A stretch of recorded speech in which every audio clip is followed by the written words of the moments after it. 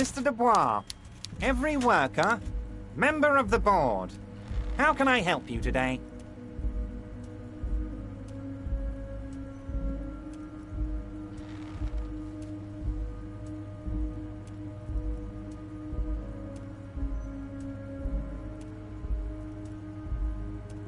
I'm very glad to hear that, Harry. One question. You didn't actually happen to stumble in and see what's inside the apartment, did you?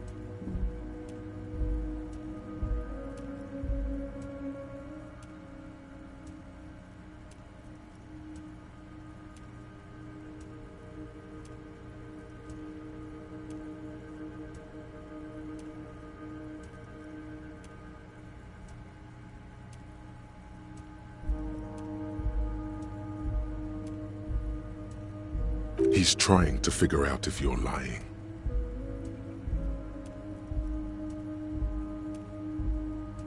There is no way to sway this man in any direction. He is unsuggestible and unswayable. Just tell the truth.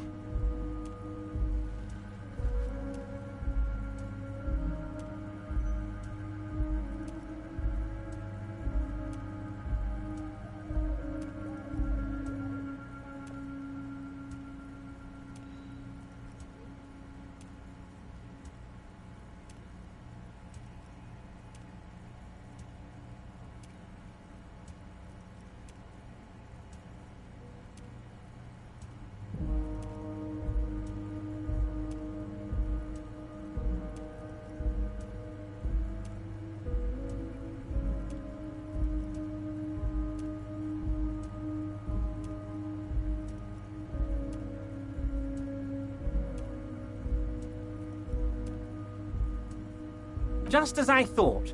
Culturally antiquated mug collection. What a weasel. Pissing on Everart's Rainbow Coalition. He was testing you, and you succeeded. Now let's get down to brass tacks. It's time for men like me and you to figure out who's killed who and why. Real police work is going to start happening now. I promise you, Harry. This is gonna be good.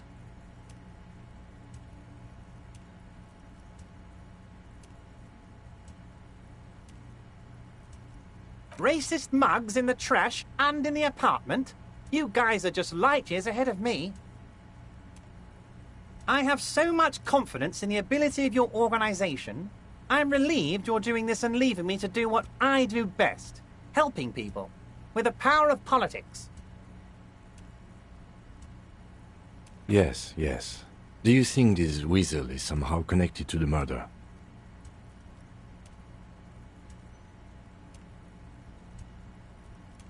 Oh, no. I don't cross paths like that. All I want is for you to succeed in your investigation. I would never complicate things for you. Oddly, it seems to be true. Believe me, Harry, he's a nobody. Just your basement variety nobody. Can't imagine him being connected to a high-caliber case like this.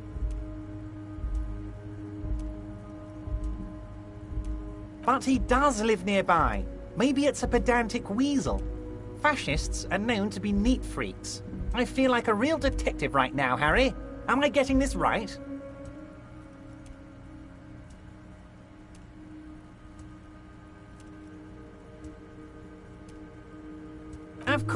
Of course, Harry. I'm not a real police officer. You are.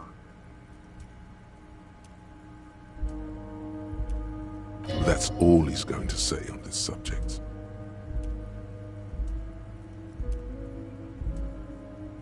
By now, I'm sure you've figured out who the dead man was working for. The bad guys.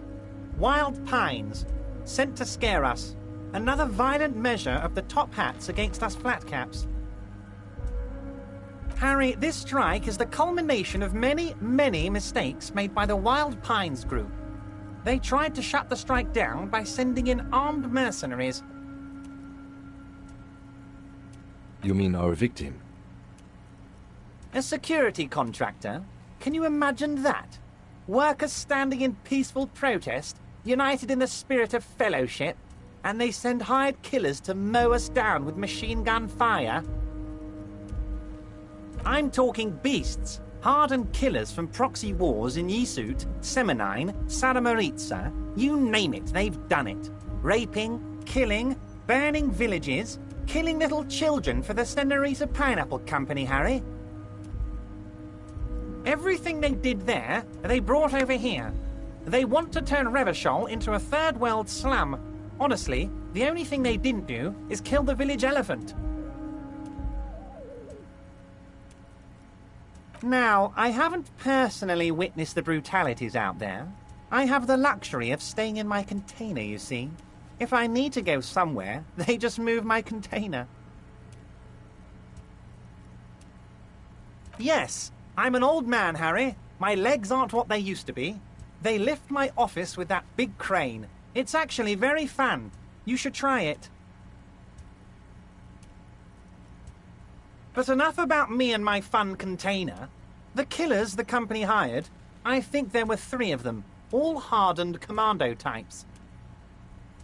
One of them got downright suicidal, getting drunk, violent, a little rapey. Even their own negotiator couldn't control him. That's your boy, the one who likes hanging out and trees.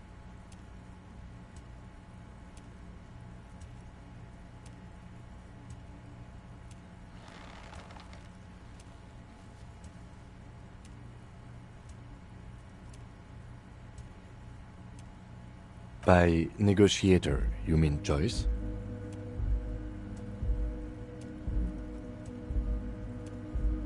Harry, what you need to realize is, we dock workers are not pushovers. We got grit, Harry. This whole neighborhood does. Push us hard enough and we push back. And when we do, we push to kill.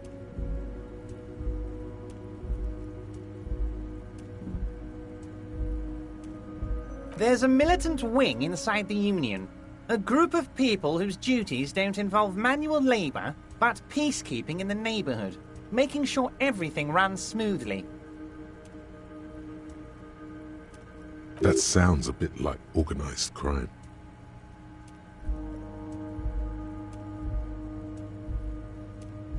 They're like you guys.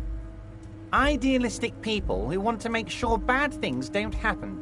And if they already have, well, punishment must follow. Again, that sounds like organized crime.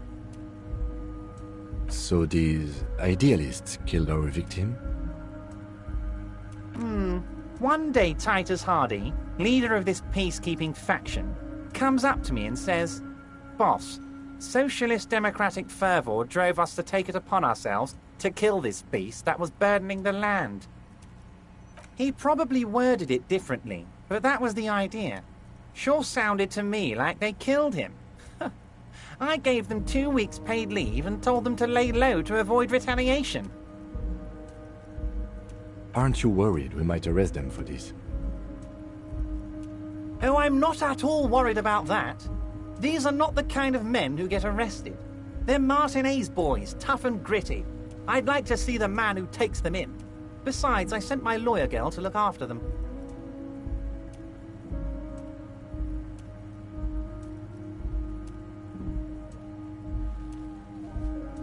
How do I know? Let me tell you about these people. That's their MO. It's what they do. Last winter, some poor workers in Terminal E went on a little strike. The company sent in Sediment, a security contractor. The strike was over the workers' right to wear protective footwear, Harry. These guys turn up and start beating people. Tell you what, Harry, I wouldn't be surprised if we got the same mercenary company, after a little rebranding. And I'm sure as hell not surprised to see an army of scabs under my gates. So you believe the scabs were organized by the security contractor? You said it. Hell, one of those guys looks big enough to take down that proverbial elephant. Boys like that don't just happen to show up during strikes. Of course. You're always one step ahead of me, Harry. I'm no genius. I'm in this position because people like me. Oh, Liz is a bright one. I paid for that law degree myself, thinking it'll probably turn her all fancy. But hell, Harry, she came back a firebrand socialist. Sometimes she scares me with her zeal.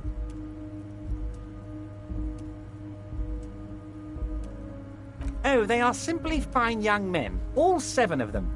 Exemplary union members, always working to advance their position in the local socialist democratic movement. Core members.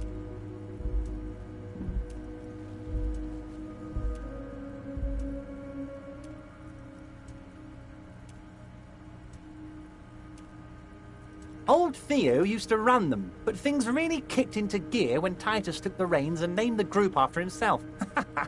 Gotta love his initiative. Interesting. Who's second in command? They're almost all of them great guys, born leaders. Whatever happened, I'm sure they only had the best interests of Martinez and Revachol in mind.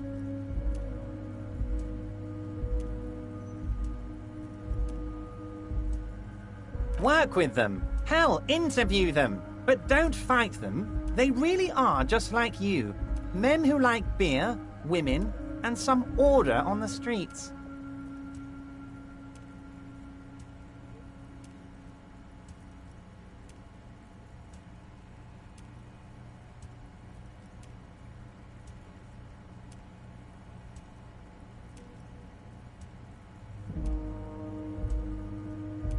But of course, it's the least I can do for my good friend Harry.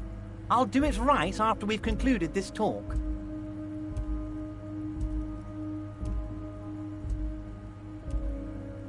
You can now go and tell Titus about this.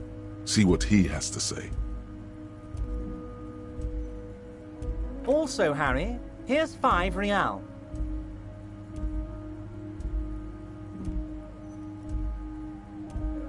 I'm not giving you anything.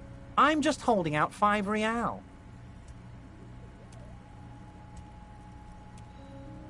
Needless to say, this is another move. Don't take it.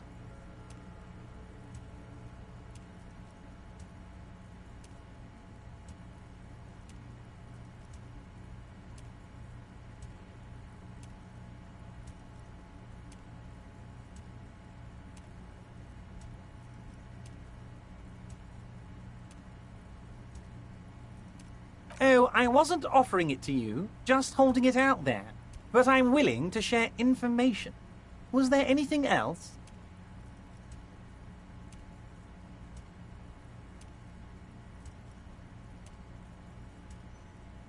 Was it a good talk? I'm not sure we made much headway here. I was hoping we'd bust the case wide open. Heck, I even wanted to tell you what I really want to achieve with the strike.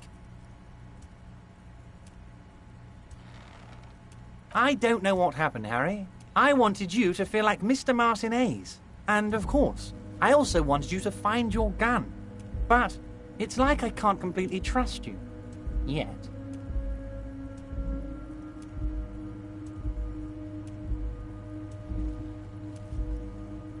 Yes, Harry. It's like I can't fully trust you if you're not a man of the left. I want to, but I just can't.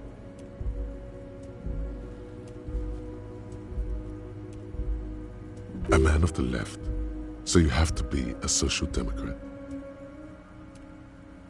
He's been hurt too much in the past by men who aren't social democrats.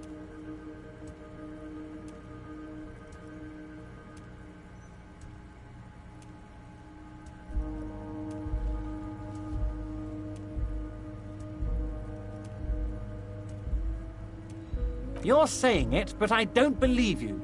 You know how it is, company snitches, agent provocateurs everywhere.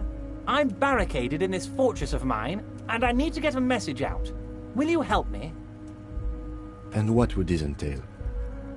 Once again, I require nothing unethical or illegal of you.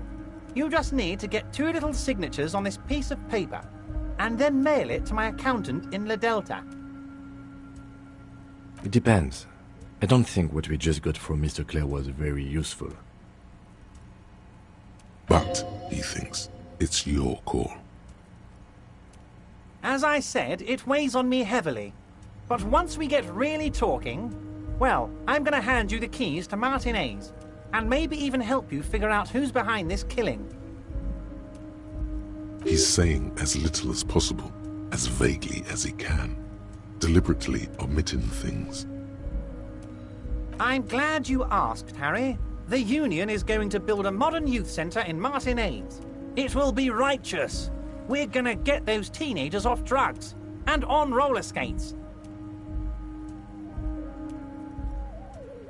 There's a nameless little street on the coast with some old houses around it. Most people have already signed. I just need 2 more signatures to get this mission off the ground, Harry.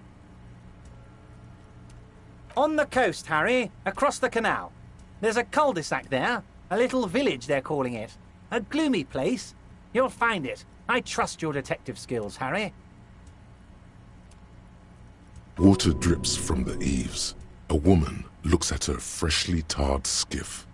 There's a pair of cavalry boots under the fish in the box, and the wind howls like a vicious spirit. They are just going to have to deal with the construction noise for 6 months, and then they'll be living like kings.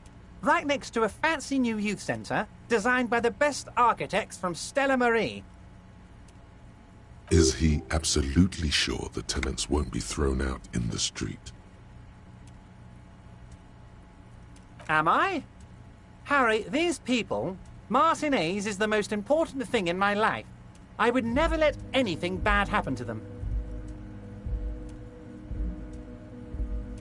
We're gonna build a youth centre there. The value of their properties goes up and kids have a place to play in. I'm looking out for these people, not pulling the rug from under them, Harry. I'm looking out for all of Martinez, not just the harbour. You bring joy to my heart, Harry. Such a pleasure to be working with you. Here. You need to get signatures from Isabel Sadie and Lillian Carter. The cul-de-sac is right past the pawn shop and across the canal. I hear there is some trouble with the waterlock, but they should fix it by Wednesday morning. Once you have the signatures, mail this to 13022 La Rocca in La Delta. Then I'll know you're... Most certainly, Harry. Nothing... By all means, Harry.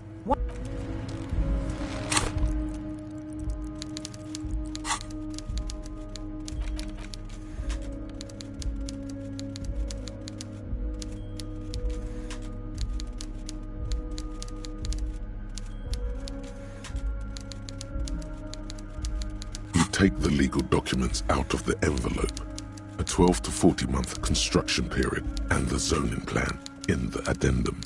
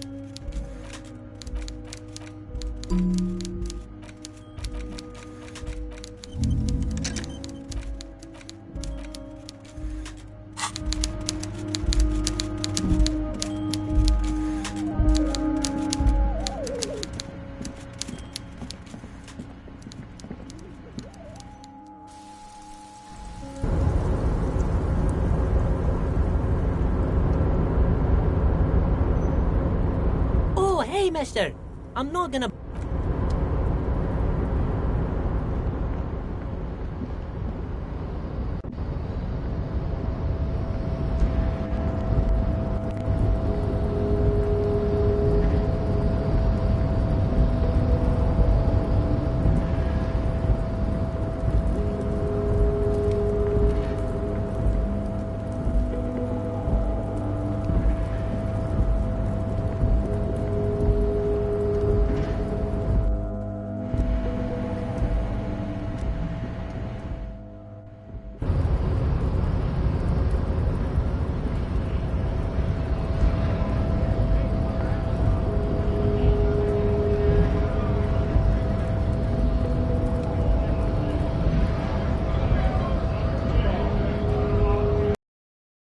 to work!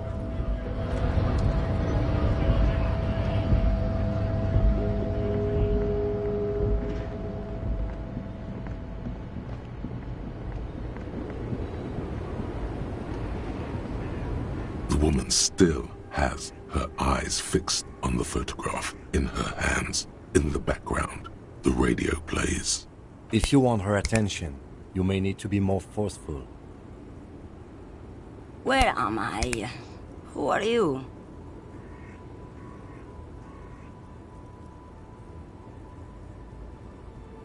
Never mind. I remember now.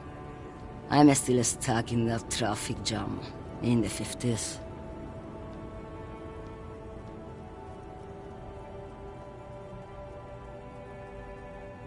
Back in Mecca, during the time of the revolution, the sidewalks and cafes are filled with young people. I was on my way to see a new Boyadero picture starring Gabriel Buendero.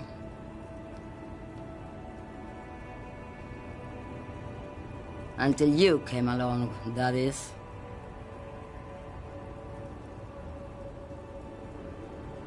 This is Gabriel Buendero.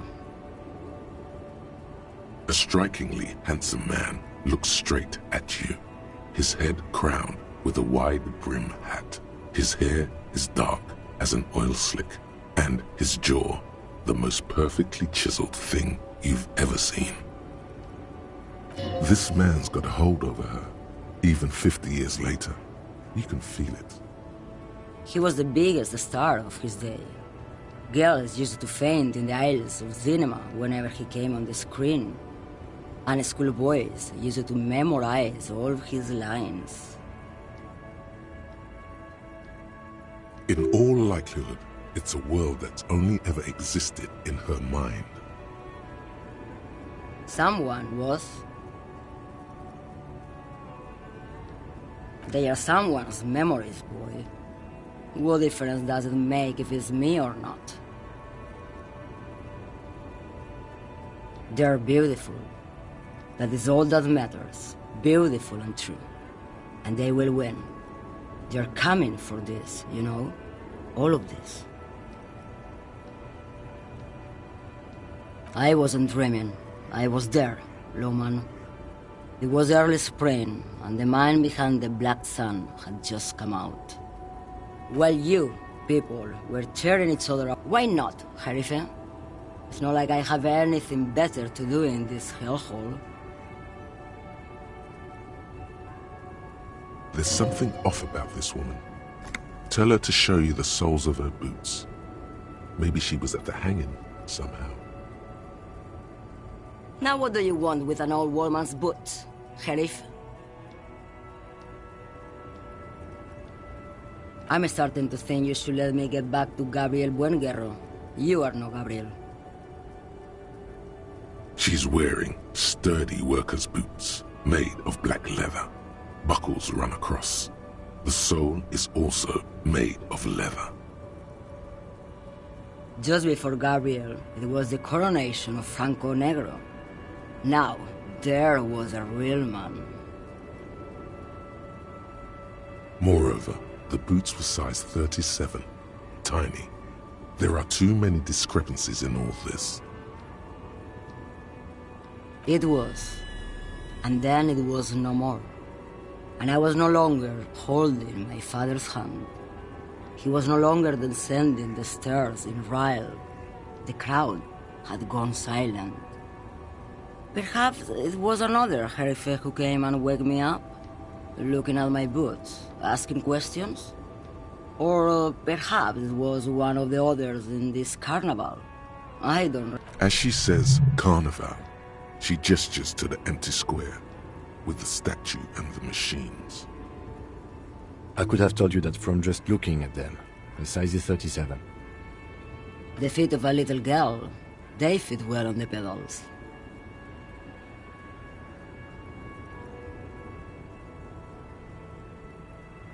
Diamonds. Of course not. But wouldn't it be marvelous if I was?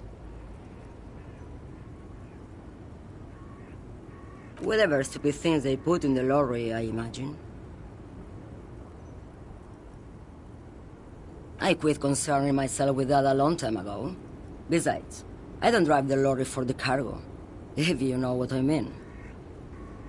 She says that as if something narcotic is the real reason.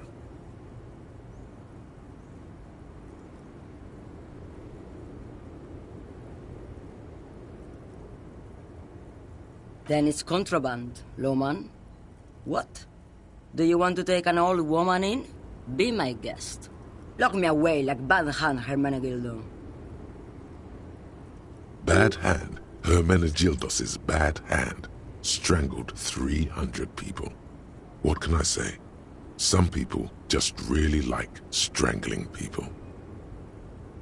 Of course not. To truly understand the boyadero, you need to listen to On the Western Plain. It's an old ballad about a young girl who falls in love with a daring boyadero. He promises to marry her as soon as he returns from the Western Plain. Of course not. The boyadero returns from the Western Plain a changed man. One night, as he and his beloved are out walking along the river Maigret, she pleads with him to give up his riding and settle down. So the boyadero strangles his beloved and throws her body in the Magret. Then he rides off, because the Western Plain is calling to him. You have to understand, a true boyadero needs a whole horizon to himself. He can't be tied down by man or woman. His beloved was selfish. She didn't know what it meant to love a boyadero. What if to truly love a boyadero is to float lifeless downstream? She's just a distracted old woman. We should maybe let her get back to her things. So he doesn't think she's a smuggler? You hear that, lawman? I don't think your partner likes you spending too much time with me. Nothing. I just don't think she's connected to anything. He doesn't want your frail mind caught up in something here. Something unconnected to the case. But connected to this woman tuning out like that. Oh, don't worry about me. I'm one of the best camioners around. I drive routes no one else will. Lomonosov's Land, Udachnaya Zemlya, the Western Plain. A terrible cold comes over her, rattling her teeth as she stares inward. The Transcatolia Magistral, you for 1A. Adestradas do Mirador, all the good ones. The deep trenches, where the bluebirds fly.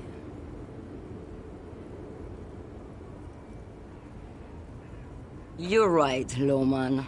I'm the one who should take my health more seriously. Thank you for looking out for me. A correct appraisal. You're quite shabby. Is that all you woke me up to say?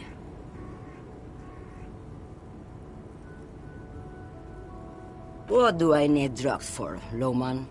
What I see, what I feel, the great adversary, no drugs can compare. Yes, there is a protagonista and an adversario. I am on the side of the adversary. There's no coming back from that hole. Those epithets are familiar somehow. The great adversary, the great unrest. I don't like the sound of any of that. Sounds like a horrible drug. The worst one of them all. Then what were you getting at? This line of questioning is going nowhere. Try harder. You're mad, lawman. What of it? Maybe. Probably not. Makes no difference to me either way. Just this month, I made half a dozen trips from Saramiriza to Grad, on the U41A. What do you think they take from Saramiriza to Grat, Loman? No, Loman. Diamonds. Damn this. Make her answer.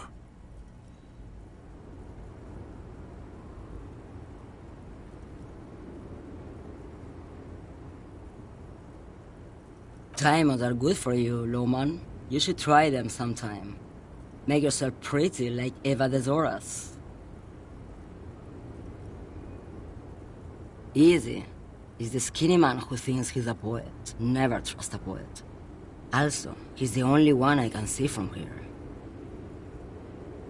That's correct. There is no visibility of any of the others. I would never make fun of a real lawman, Sheriff. Ma'am, you're not responsible for what the client puts in your lorry, as long as the seals are not opened. We officers know that. Lay off her.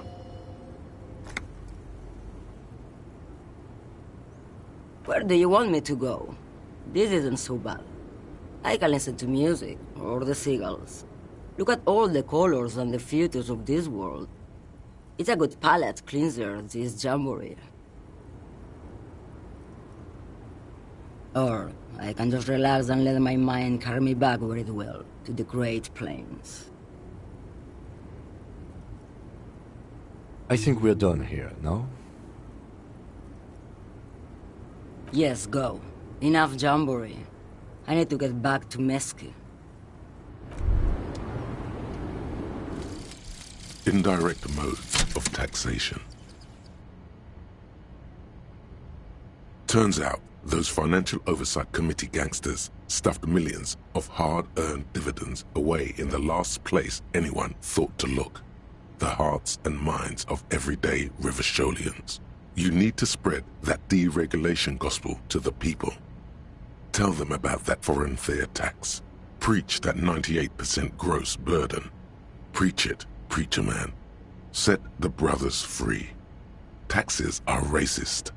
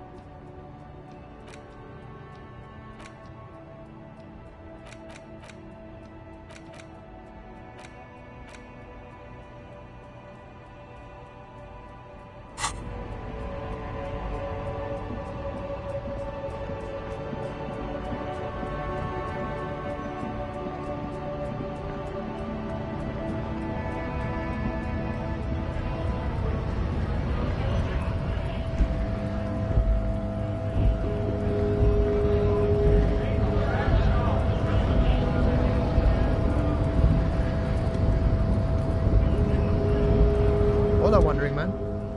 How can I help you?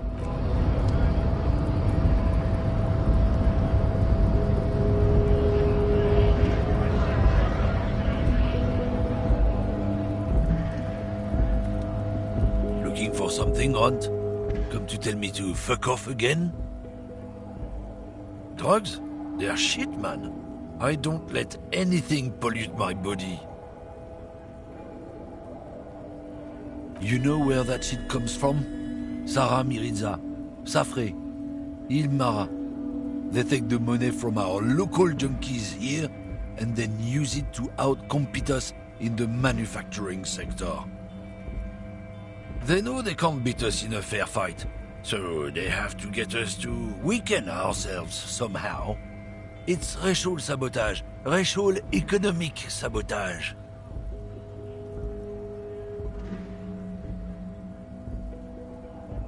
Oh, I don't go for that foreign piss.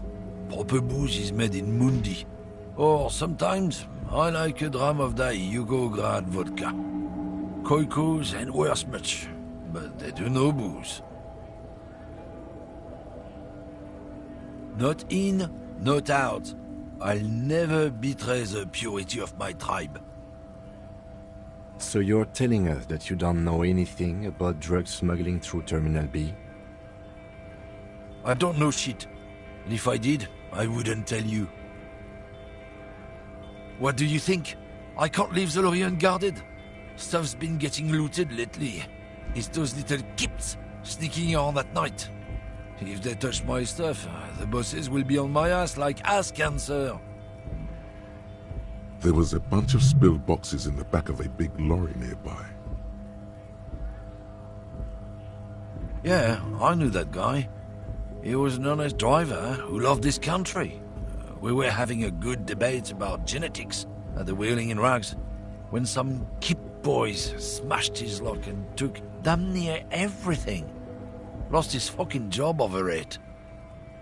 Since he left, I haven't had anyone to talk to. It's a fucking travesty, is what it is.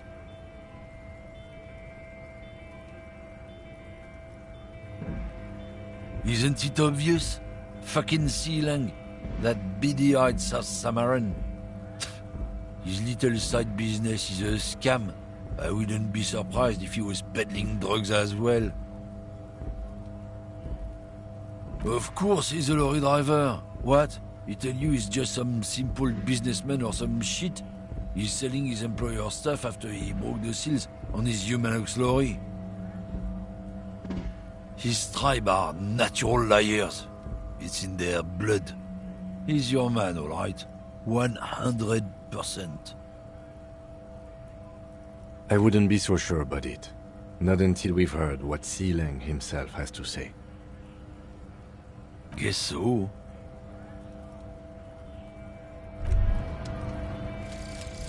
Jamais vu. Derealization. Jamais vu. The opposite of déjà vu. Not already seen, but never seen. Everything that should be familiar appears strange and new, like some half-forgotten day in your childhood. Only now. That's the feeling you've been having. And for who knows how long. You should go and ask Joyce Messier about this. What world are we in? This is a fundamental question.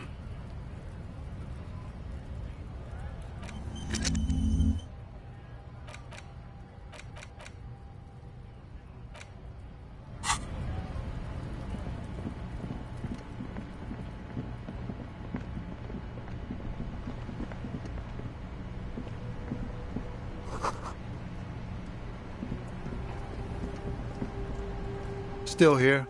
Stuck in this damn jam, my man. What's up?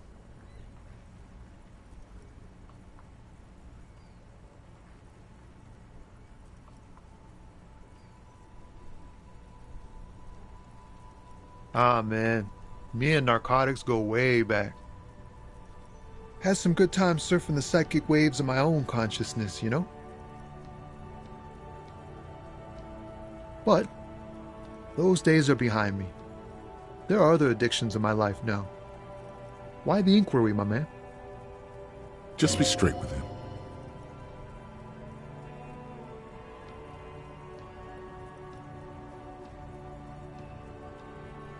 We have a credible lead, sir. Someone on this roundabout is waiting for a bulk shipment from the harbor to load it on their lorry and drive it to Jamrock. Not me, man. No way. I don't need any trouble. Shit's bad enough anyway. This jam's got folks up in arms, and I'm afraid it's headed toward a conflagration. Gotta guard the stuff. Bosses don't look kindly on missing cargo, and it gives me time to work on my rhymes. Look, man, I try to stay away from the criminal underbelly of Revachol. I'm a guest here. You really need to find another man to probe with those questions.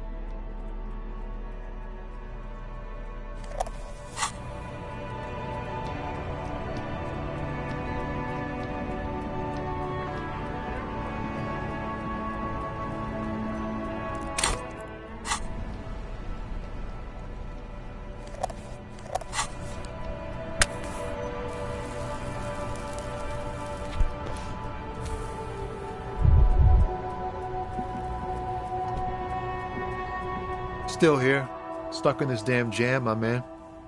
What's up?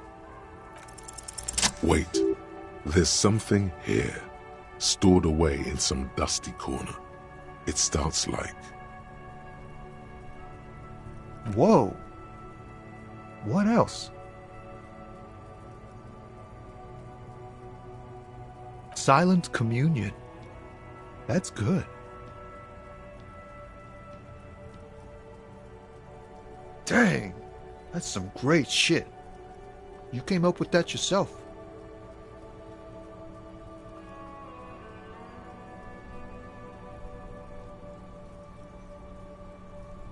No matter. Great verse is like that sometimes. Ephemeral. You might not look it. Seems you have some literary chops. Maybe there's hope for me yet. Just messing with you. It's cool. You're an okay guy. For a cop. They're more often into fists than rhymes, see? Let alone honesty in verse.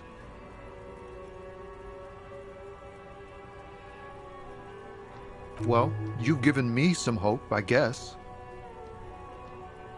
You found some common ground with this man. Even impressed him. The next time you look in the mirror, though, remember those words.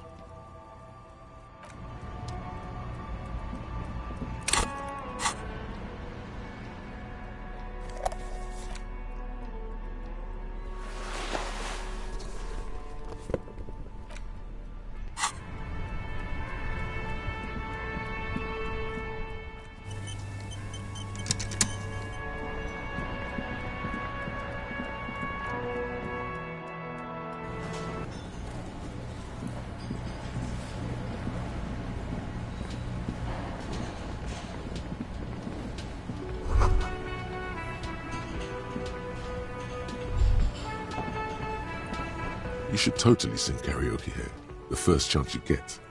Your emotions need to be expressed. People need to know your vast, oceanic soul.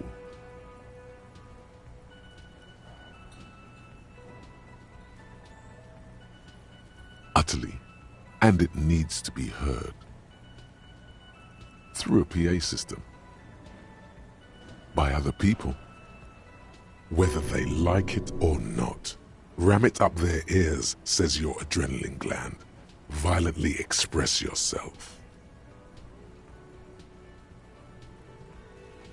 Who is mistakenly identified as a cop for his prominent jawline?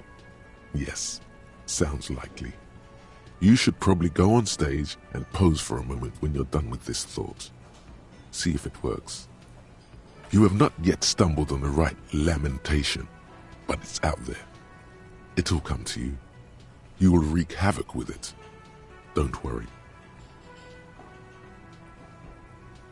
Serves them right. Wipe that smirk off their face with your sad, tragic song. Who's laughing now? No one. You have to find something tragic to sing first, though.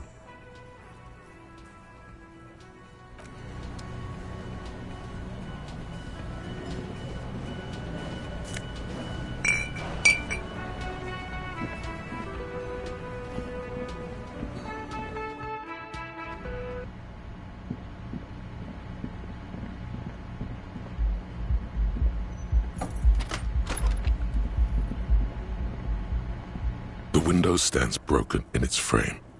Cold wind blows in. The shards face outward. Whatever broke this window came from the inside. A fine web of scarring covers the back of your right hand, but none of it is recent. More likely a projectile than a held object. There are no fragments on the floor from pulling a tool back in after impact.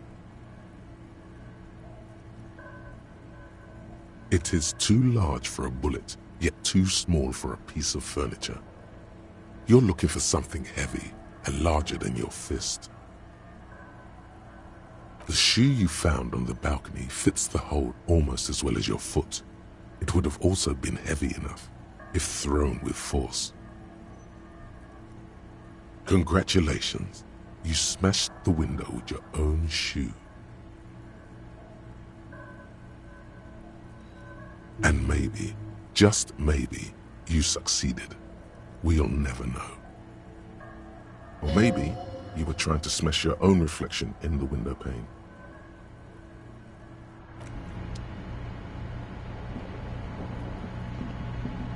A mirror hangs on the bathroom wall. In it, your face, adorned with the expression.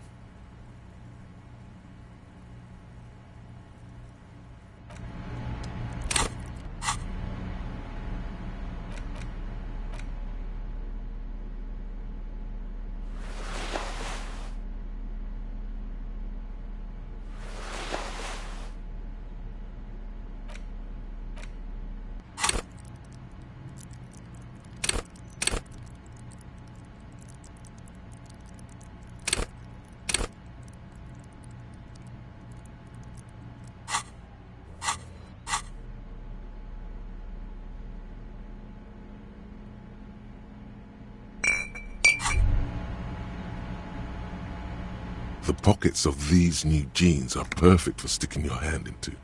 Makes you look cool, calm, and collected. As your hand enters the pocket, your fingers brush against something, soft yet crinkly. Hey, it's a chewing gum wrapper. It reminds you of the fruity juice of apricots. You should inspect it closer if you have time. Something about the wrapper's texture is familiar. By the way, the raw materials were most likely exported from Seaguy, the apricot.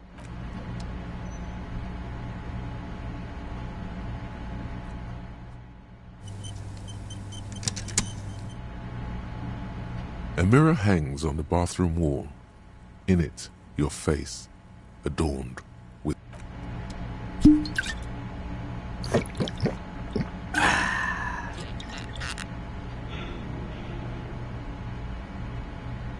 A mirror hangs on the bathroom wall.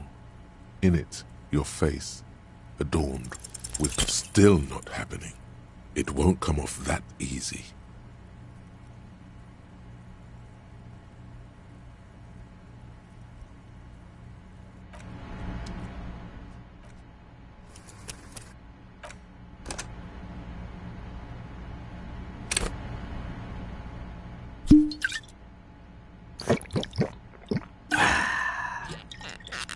A mirror hangs on the bathroom wall. In it, you're still not happening. It won't come off that easy.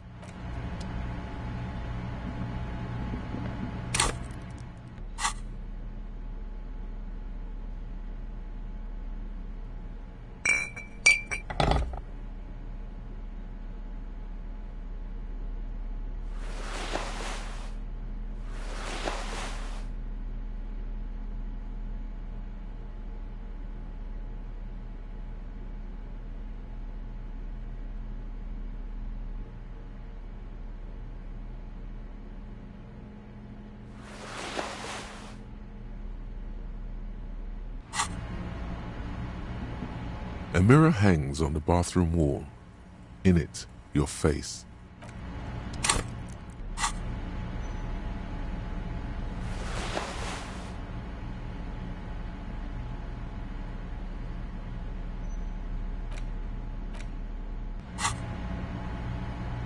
A mirror hangs on the bathroom wall.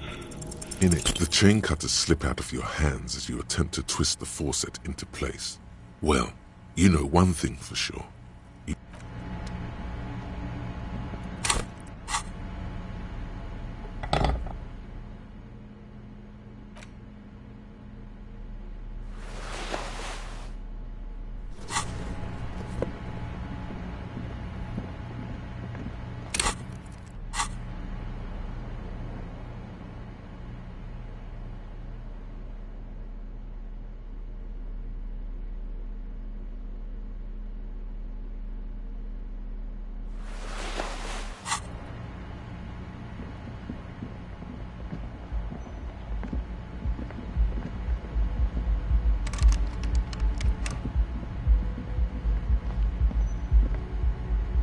The door is closed. This door can only be opened.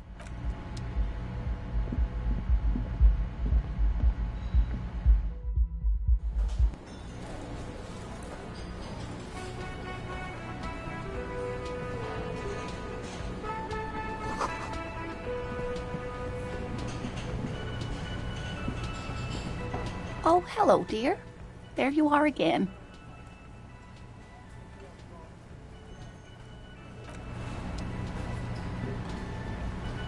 Can I help you? Absolutely out of the question. Absolutely in the question. First we find a sad banger. Then we sing this place to shit. Your body is ready, sire.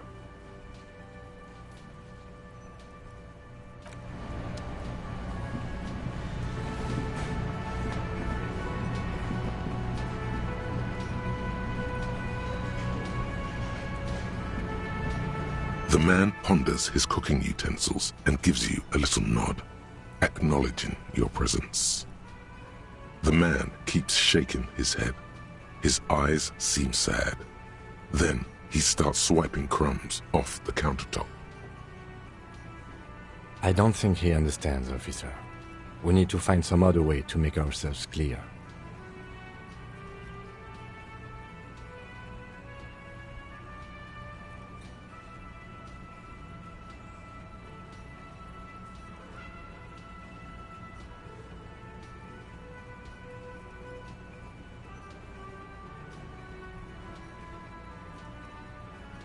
He's from Grad, a Koiko. With the mention of the word Koiko, the cook starts talking excessively, his hands up in the air again. He's from Grad. People from Grad don't mind if they're called by their national derogatives. It's okay to call him a Koiko.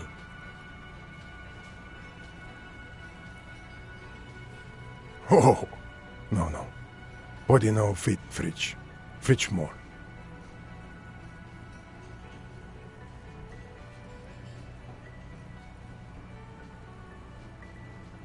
No. I know. Listen to him. This is a man who clearly knows about bodies and fridges, and bodies fitting into fridges.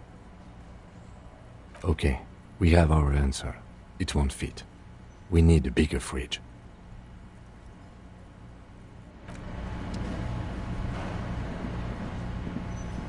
You see a heavy steel door with a prominent dim. The door does not budge.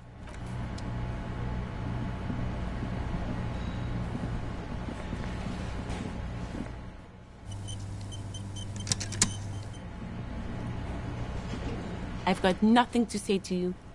Why are you wasting your time? I am not. You could be, Liz. You could be anything. You could even be a model.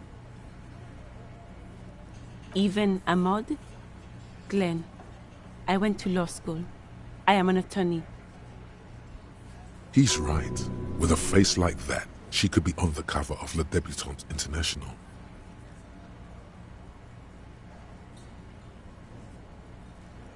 So fucking what? Lots of models are actually really smart people, fuckwad. No, Glenn, they aren't. This didn't change her opinion of you. It's not her. She's not a hardy girl. Definitely. Aggressive? You make your living enforcing violence. These people are just dock workers. So you were spying on us, and now you represent murder suspects. Just dock workers. We've talked to Everard Clare. We know who these men are. The Union's militant wing. Listen, you moral intern lackeys. You're a mob, enforcing the unlawful privatization of Revachol. 20 fat men in the Occident are stealing it all, and you're their bodyguards. Fuck yeah. So ask what you came to ask, or get back to your commanders.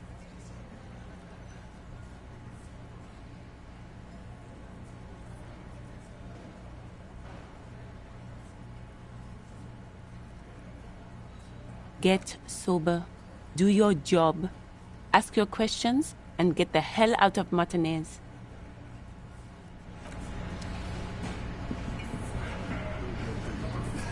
Behind the dockworkers, a ceiling-height window. The hawthorn branches scrape the glass like bony fingers.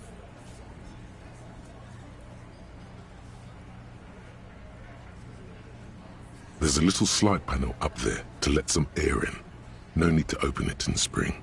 It's still too cold outside.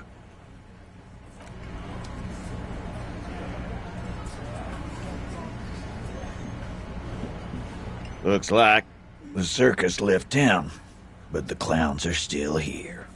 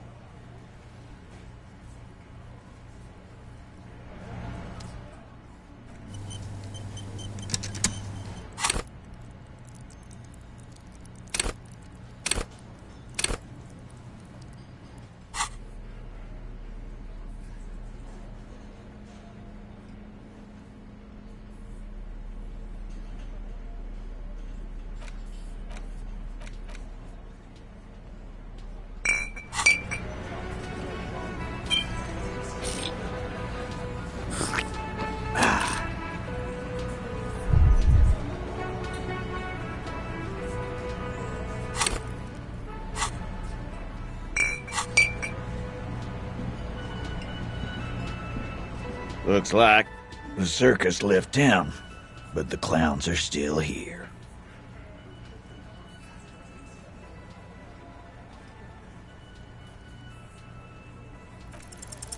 As you look around this room full of sweaty men, swearing, drinking, spitting out tobacco, does this look familiar?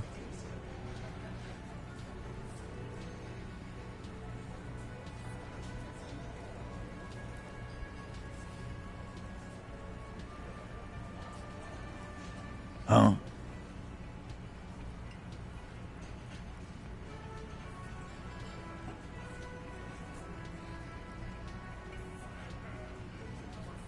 You've got a problem with beer now? Not quite there yet. Push on.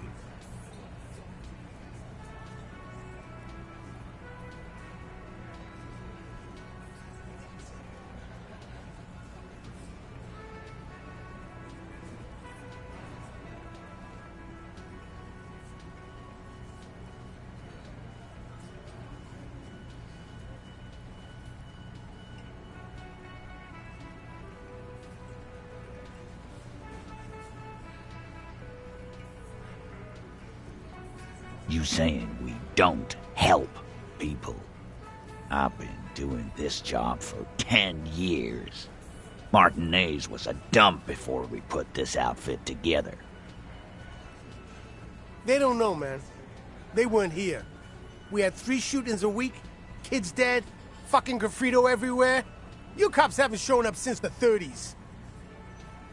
Congratulations on the graffiti removal.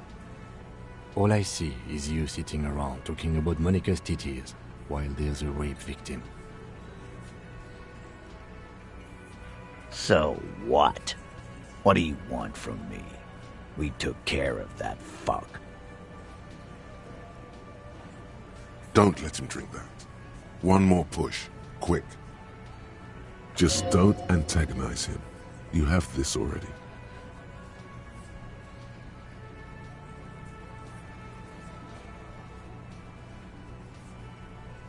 Titus? She stops mid-sentence. That's it. You got him. He's going to give it up, but on his terms. You wanna help her, cop? Fine.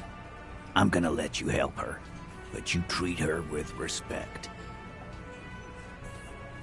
If you don't, if you question her, harass her, a freight train of pain, buddy. What is her name? Glacia. I'm on due.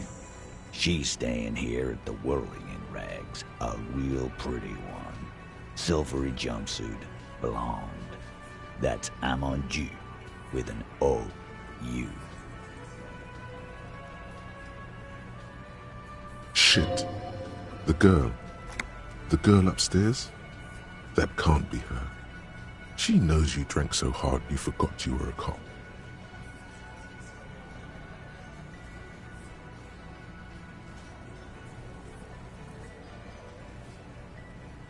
Oh, it's her! It's definitely her! It's Miss Oranje, disco dancer!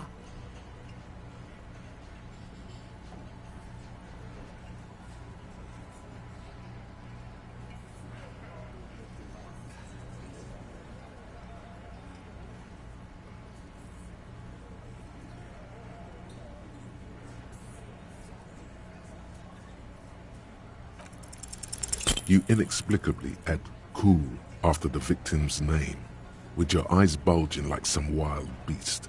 Your fingers are fidgeting and sweat starts forming on your brow as Titus looks at you oddly. I don't understand what's so cool here. Nothing. We just have a few more questions. Then we'll be on our way. Whatever you do, do not tell him you know her. That would sound off. Calm. Normal. Try to forget this little hiccup.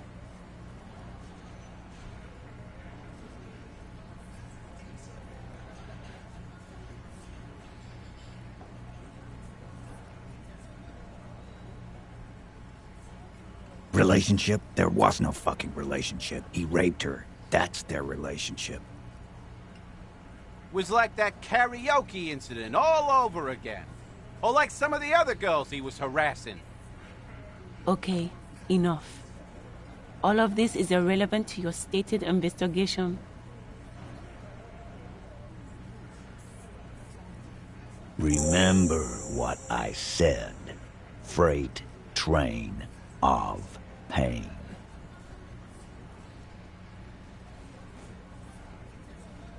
Oh, so you went and talked to my mommy, and now she's making me play with you.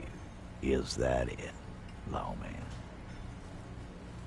And what's gonna happen if we don't? You gonna go and tell on us?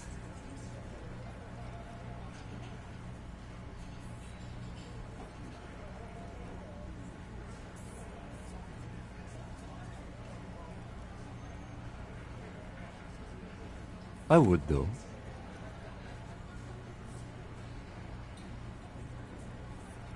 Typical Beano Claude. Always a tattletale. Everard sent word you two would be around again. That's the only reason I'm being so forthcoming with you. Don't wear it out. But having Everard back you up like that did seem to have some effect.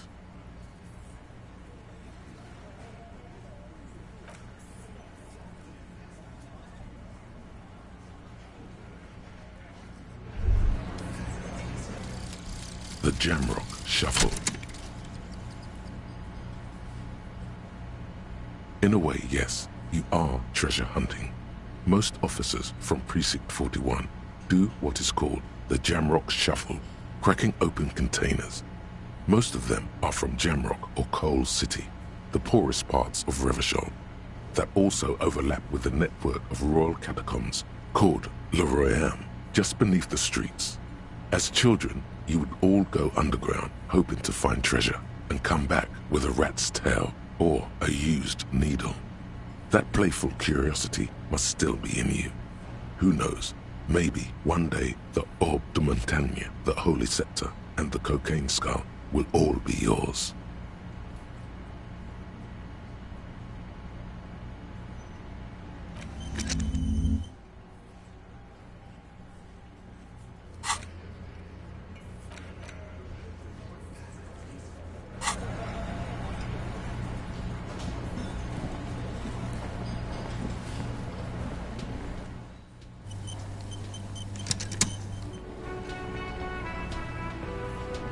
Officer, what was that?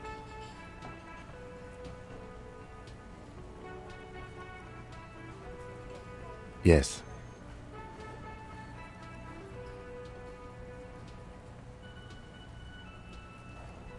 Yes.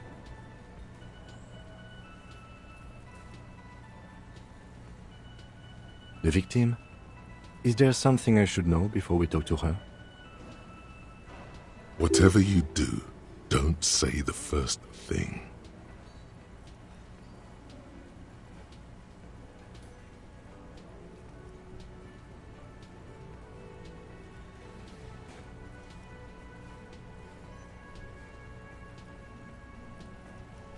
Okay, that's manageable. Understood. You were not in good shape on Monday.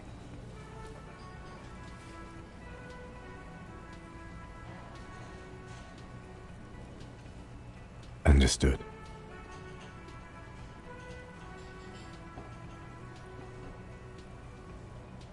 It doesn't matter how it went, officer. What else? We'll be all right, officer. This is nothing. You feel fortified by his assurance. It's going to be all right. Is it, though? Nothing? You're still in for a bumpy ride here. Try not to mess it up.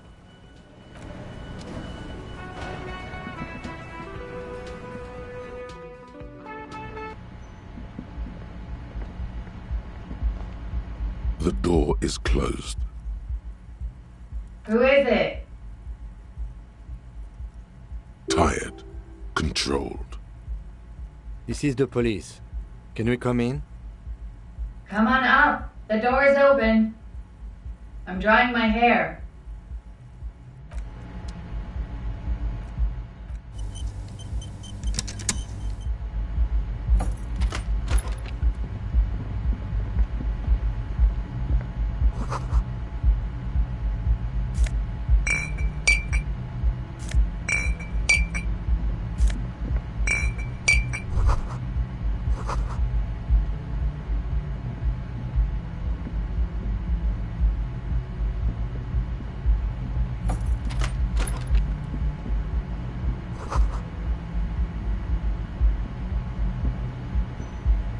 This medicine cabinet is full of wares.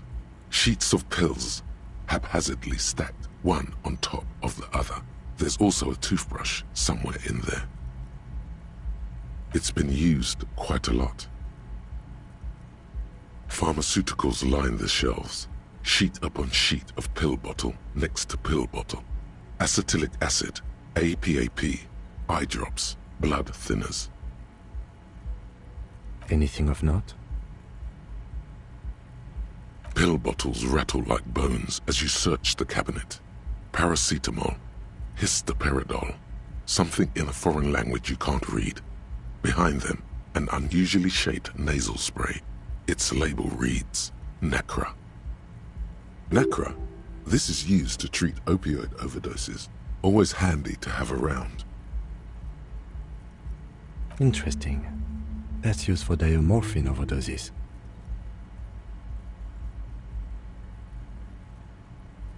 Among some foreign, probably Messinian or Gotwaldian, marked red blister packs you find? What do you find? This is going to take a little know-how.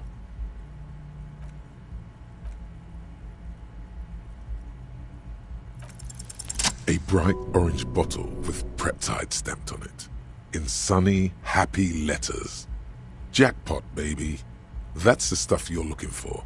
Your palms begin to sweat just holding that little plastic container.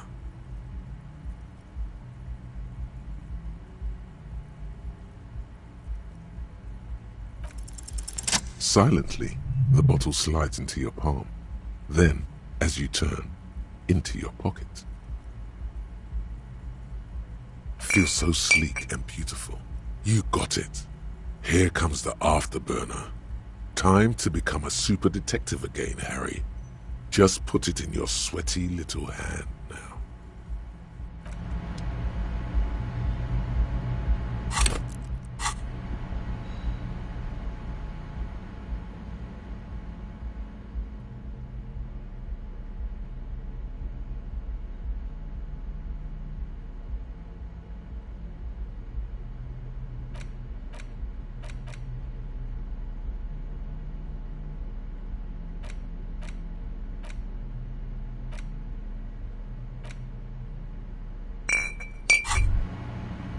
Now that you've acquired some stimulants, it's time for a little pick-me-up.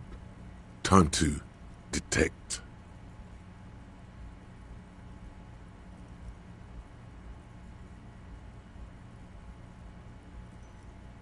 It'll make you into more than that. A mega cop. This is your modus operandi. This is how you've done it for years. Let's go. See? That's your problem. A lack of confidence. Speed can help you with that. And, Kim, it can help you with everything. It's not ideal, no. But you need the zeal. Let's face it, you're never going to finish this case without cheating. You raise the Preptide bottle. Press one nostril closed and inhale furiously with the other. The rush is almost immediate. It tastes bitter and caustic and stings a bit inside your nose. Now the taste is slowly receding into your throat. The rush is growing in intensity, your little heart pounding like a bird in a cage. A sweat breaks out across your brow. Your jaw clenches.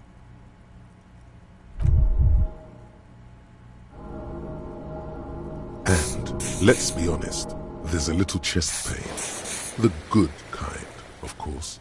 You may want to blast a nosophed or something. You could work with this high. Like, literally work. Solve the case. File some papers. Maybe clean up your hostel room. Then solve another case. Then start a side investigation into the paranatural. Then build a radio computer. Time for a little truth. Tell the lieutenant you did some. Clear the air.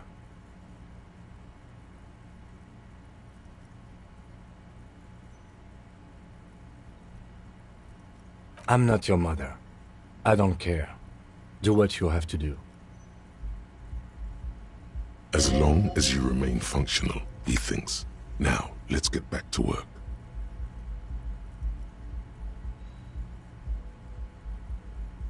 To this? You kidding? There are downsides to not being on it. There are massive downsides. It's a potent neurotoxin. You're turning yourself into a frayed idiot. Spring. Everything is clear around you. You're ready to concentrate on the next task in the task chain. In the bottom right corner of the screen, there's a speed button. Speed gives +1 to motoric skills. Perception, reaction speed, hand-eye coordination,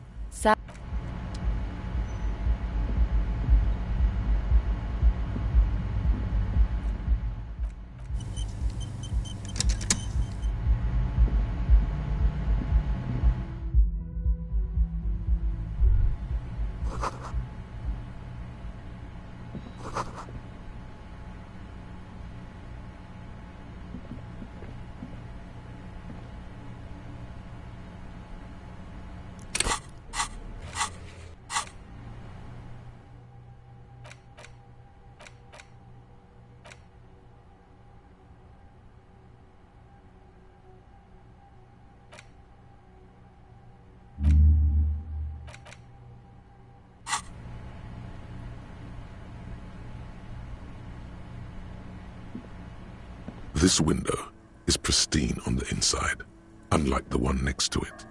Light from the desk lamp reflects off the glass in an untarnished golden halo. Smooth as ice, there are spots of mud and rain on the outside, even smudges. But the surface of the window is clear from the inside. No chips, no hairline fractures. Following your lead, the lieutenant leans in closer to inspect the surface. Looks like it, yes. You know which window has not been recently replaced? Yes, that one. Cold wind is seeping in right now. Just one floor below you. Messing up your concentration here. Stop distracting him! He has work to do! Plus, if I recall, the window has been giving him shit ever since he got here!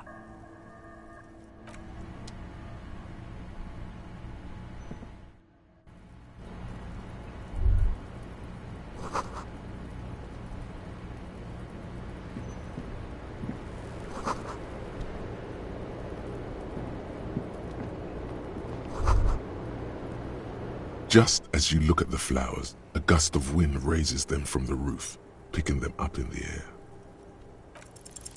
The wind brushes them off the roof. They're gone.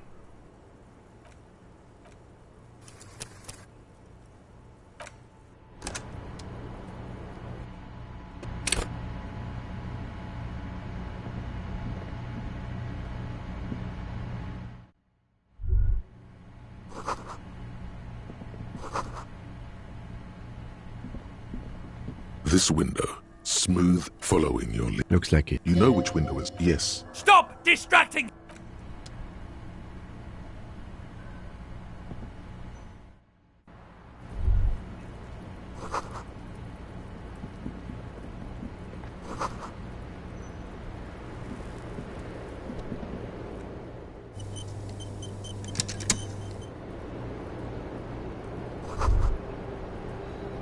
Just as you look at the flowers, a gust of wind raises them from the roof, picking... The wind brushes them off the roof.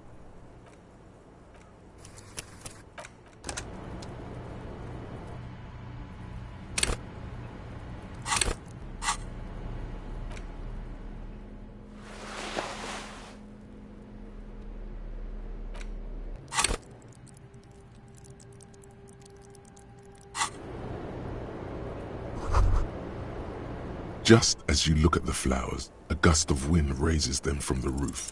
You catch a single white flower between your fingers. The rest fly off into the wind. It's a Maybell. The young woman looks at the Maybell in your hand. Just a glance, then takes a drag of her cigarette. The lieutenant gives you an acknowledging little nod.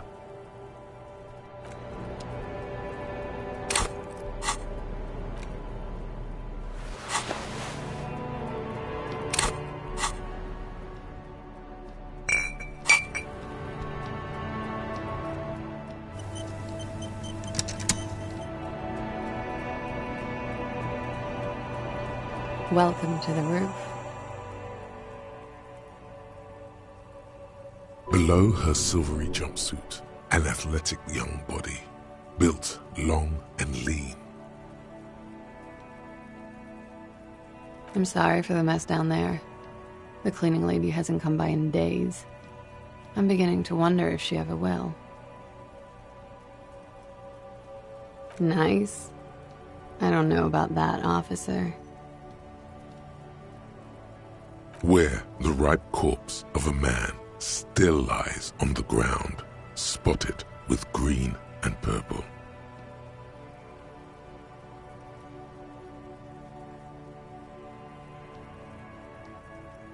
The woman doesn't flinch, but there is something in her light brown eyes, a sadness. Oh yes, legends of room number 1 have made their way around the building. They say a portal to hell has opened in there.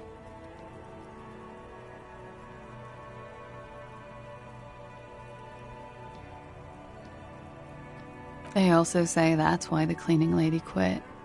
Because of the infernum.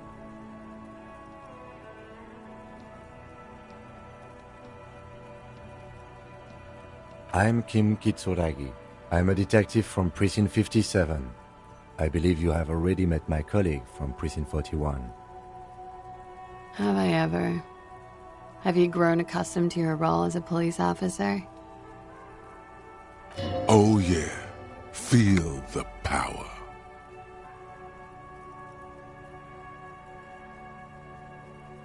I can see that. It suits you. There is the tiniest bit of flattery in there. The way her eyes move from your shoulder to shoulder. Miss, we are investigating the murder of the man who was hanged. The people responsible have asked us to talk to you. Huh. I see. Be careful. Ask something else first.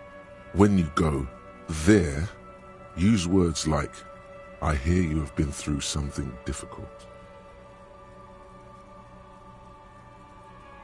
Clasier Amandu.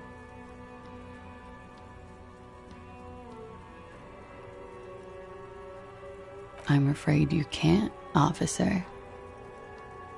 Why is that? Because it's buried in a sealed plastic bag at an undisclosed location on the coast, along with cash and airline tickets. Thank you for your candor. Why? They say so in your tourist brochure. Keep travel documents away from your person when west of the river.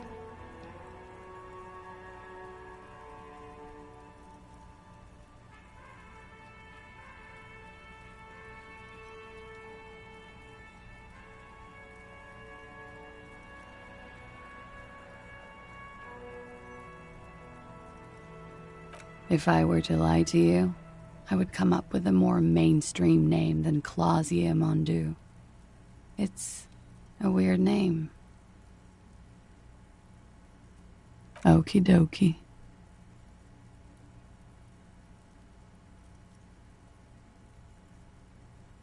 I'm 28.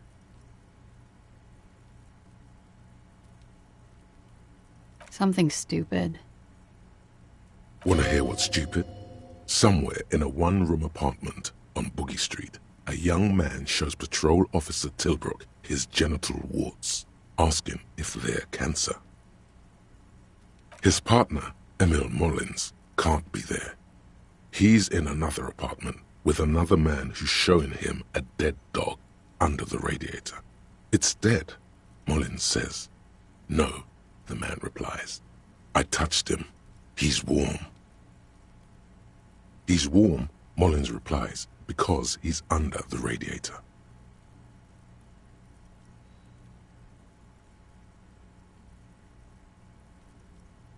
No, no. More stupid. What a knees lit.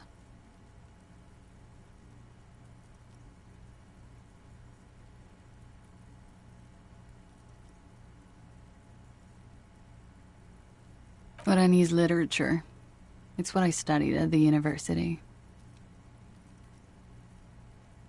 Fear of failure, fear of death, how it sucks to be Aranese. All national literatures are. Only the name of the nation changes.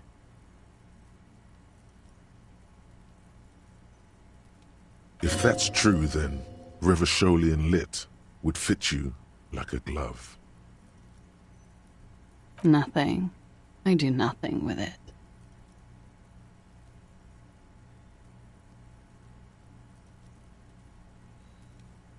It's not very cool, but what can you do? The record. So official. She looks at the dried petals in your palm, then lightly touches one with her fingernail. Pretty. Looks like a dried Maybell. Is that the one you caught? Sambo style? A martial art, sir. Is that it? Samurai boxing, or Sambo, graceful martial arts stuff. Sambo style implies stealth and cool. Why was there a flower on the roof? I don't know, officer. Because of the wind? Or an admirer?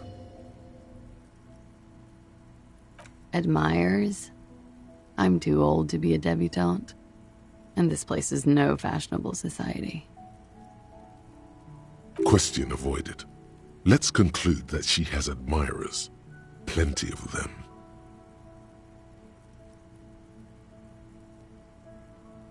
Yeah, it's pretty deluxe. No one likes to talk about their dirty laundry and their empty bottles. Maybe if you phrase it emotionally.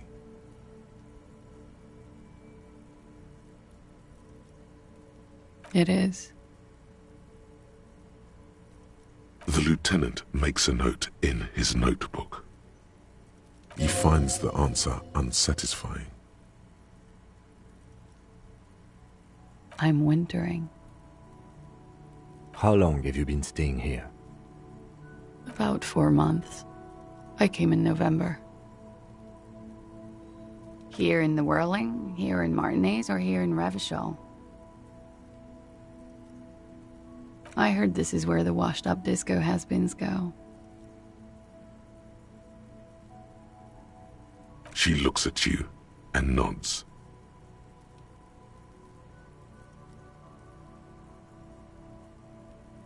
Thank you. I've put a lot of time and effort into it. Technically, possession of narcotics is legal in Revachol, but you should still reprimand her.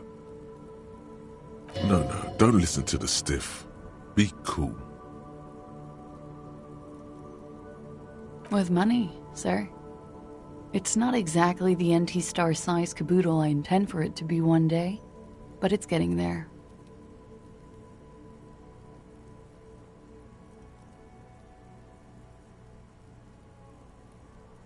Comes in handy when you've done too many opioids. Is that something that happens to you often, miss? Better safe than sorry.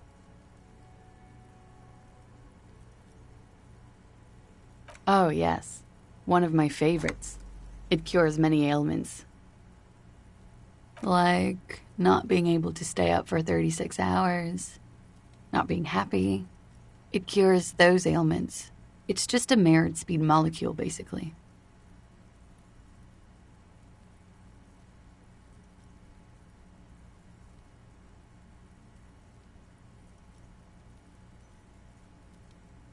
Huh? Motherfucker took my Preptide? Looks like you owe me one, officer. I'm talking serious corruption here. This does not amount to actual corruption. I can easily log it under confiscation. Robbed by common highwaymen. It's hard to tell if she means it in earnest or as a joke. She's not angry, but it's true. She's gonna have to find some more Preptide now. Okay.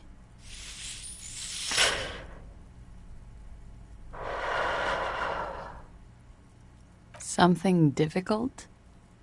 I've been through at least half a dozen difficult things. Which one do you mean? By sexually assaulted, you mean raped? Yes. It's a bit early in the morning for raped, isn't it? She sounds positively buoyant, vivacious, totally unbothered.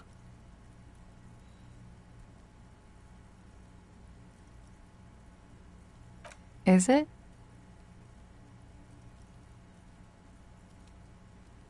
It is evening. Time flies, man.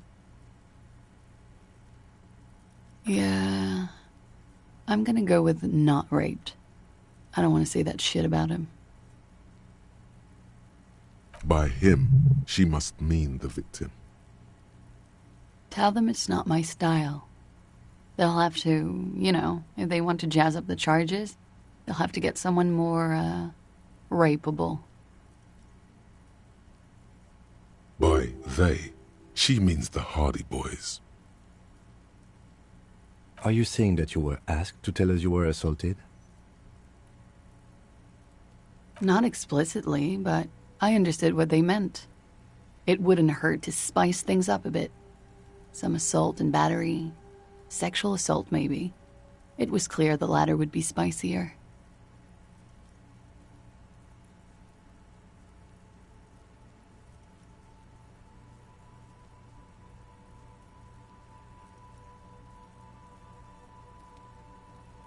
He had something to do with the strike. One has been roiling since I got here. Rotten timing. But you probably know all about it. And his role in this strike was what? I think he was in a security detail. He was ex-military, worked for Wild Pines, and against the Union. We didn't discuss work much, if you know what I mean. But I understood it was dangerous. And they lynched him for it? She nods. Pretty much. Warming them. We partied.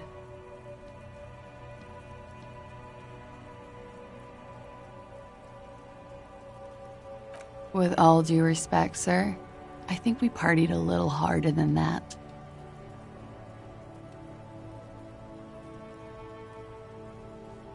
Oh, it is. You're still alive. What did you do when you partied? We drank, sir. A lot. For weeks, basically. We had that effect on each other. We made each other drink harder. That's why I liked him. What else? Stimulants. Speed also has that effect, making you drink harder. And then drinking harder makes you do more speed. It's quite the combination. We also had sex. Mm-hmm.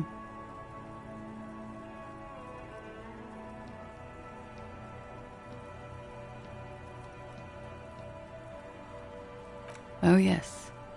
I have multiple viewpoints. From the roof, out of the bathroom window, in my dreams. A bitter cringe. It hurts. You look to the lieutenant. You called us, the RCM. Yes. Jackpot.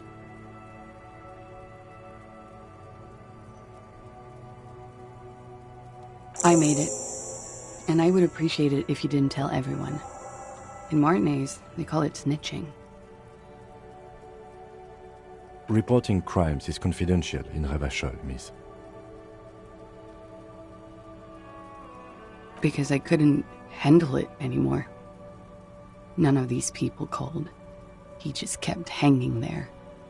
Then they started stripping him. I didn't exactly disguise it. I just muffled the mic and nicked the landline a little. With nail clippers.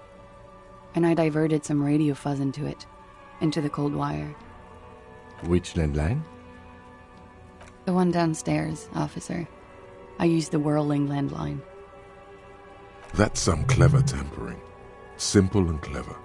Crossing the lines like that. Thanks. I don't know, sir. It was stupid. I was drunk, too. I was probably afraid the Union was listening in. Locals say they have ears in the wires. Thank you for making the call, miss. It was the right thing to do. I didn't want to, sir. But if I hadn't, he'd still be hanging there. He won't be down there long, miss. We will move the body to the morgue soon.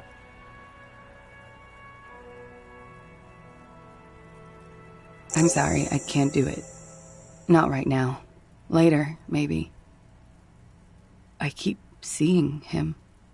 Like he is now. I can't talk about his, I don't know, hair. I know it's difficult, miss.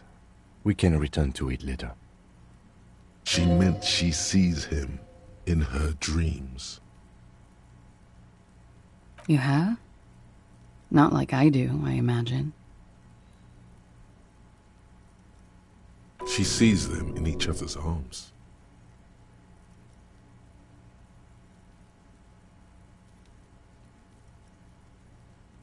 Yes. And then he's dead. His mouth agape.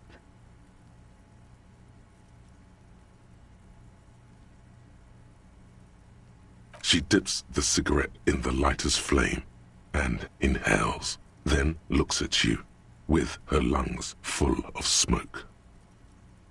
I can see the similarity, yes. Funny.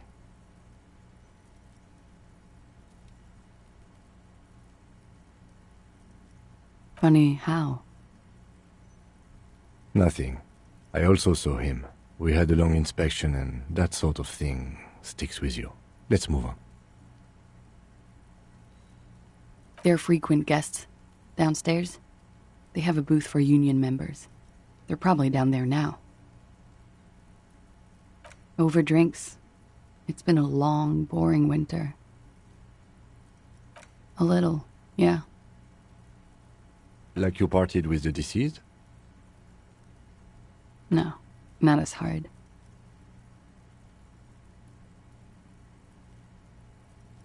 I'm sorry to have to ask this, but have you had a physical relationship with any of the Hardy Boys? I have. Which ones, sir? I don't remember precisely. Titus, obviously. But as I said, it's been a long winter. Could that have been part of the reason they hanged him?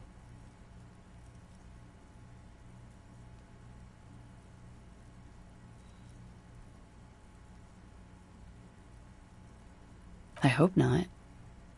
Actually, I know that's not the reason. I'm careful about that kind of thing. Not crossing the wires, you know? But that's probably where they got the rape idea. Men like that? I don't know. It's the way their imaginations work. I suspect it's what they'd like to do to me. She changes balance from one foot to another, crossing her legs.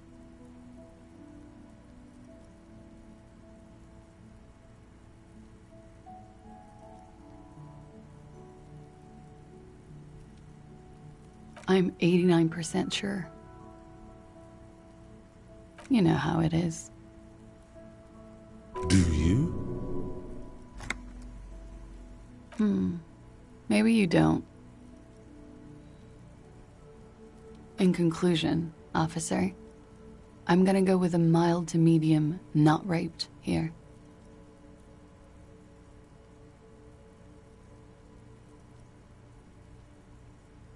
I'm sorry, miss, but we need a definite statement. Let me make this 100% clear then, officers. I was not sexually assaulted. Would I be this flippant if I had been? She breathes a silvery sigh of relief and weariness. The air on the roof feels humid. Should we head by downstairs, officer? We may have things to discuss there. She nods. Silvery cigarette fumes disappear into her mouth.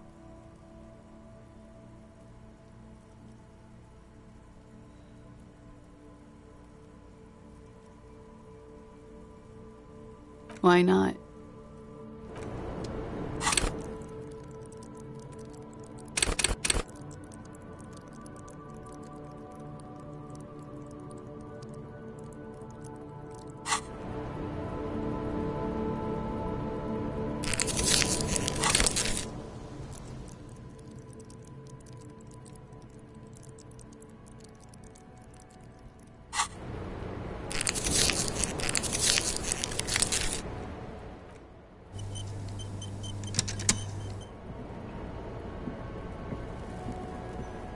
I was just thinking what a nice evening it is for taking part in a murder investigation.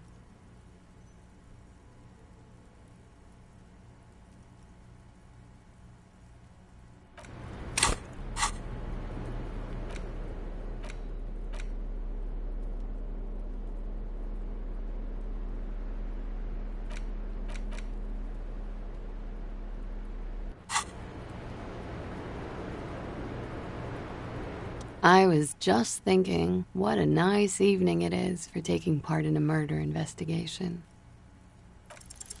She looks back. Time moves slowly. The triangles of her face rearranging into a weary smile. Don't worry. We will protect you from her beauty. We will consult you through the reefs and sounds of her persona. We will see through deceits. You are shielded. You are wise. You are advised. There are muscles on long white bones that line her limbs, just below the silver jumpsuit. Nothing, just time passing. Don't worry. You are not a fool. Anything out of the ordinary and you would be notified. Air moves in your windpipe. Your heart beats. You're a detective. Get back to detecting.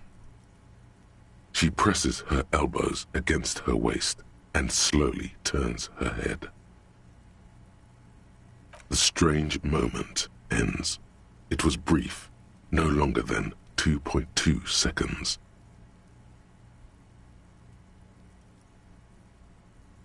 Yes, you're just one room away. Very personal. You do not need to know that. What you need is to ask normal police questions, like... Get a grip, he thinks. At least do your personal stuff when I'm not here.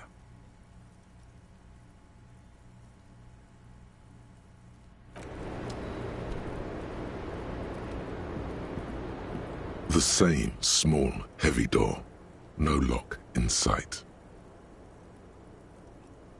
It's barred from the inside. You hear the bar rattle in the brackets. I don't know. It is not the first closed door we found in this building. There is also your mysterious blue kitchen door. I don't know. The further we get, the more this building seems to be tied to the case. Below, the hostel cafeteria creaks and groans under your added weight. A skeleton of composite support beams and cantilevers. A dull thump.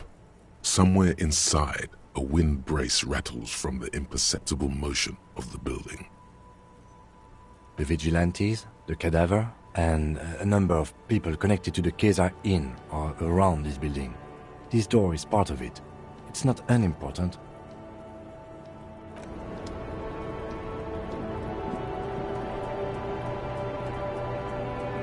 Looks like we have more to discuss with those so-called Hardy boys. Half their reasoning just went out the window. Nothing will make them respect the RCM, but it will disrupt the game they prepared for us. We just stripped off one layer of whatever it is. Her decision to not corroborate their story was definitely not part of the plan. What else could she have done? Lie? She saw there was no way to lie and get away with it. If not you, then me. It was a smart move from her.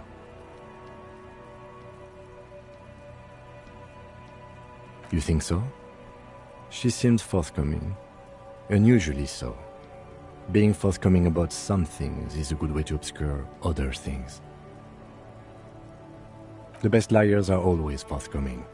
Anyway, we should move. I suspect our investigation will bring us back here soon enough.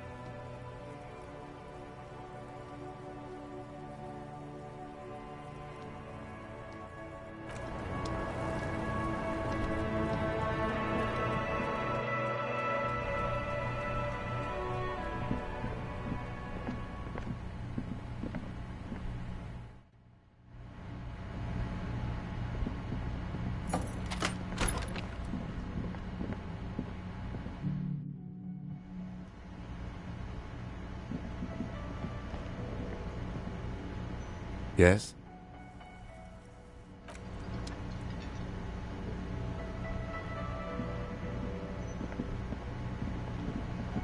Can I help you?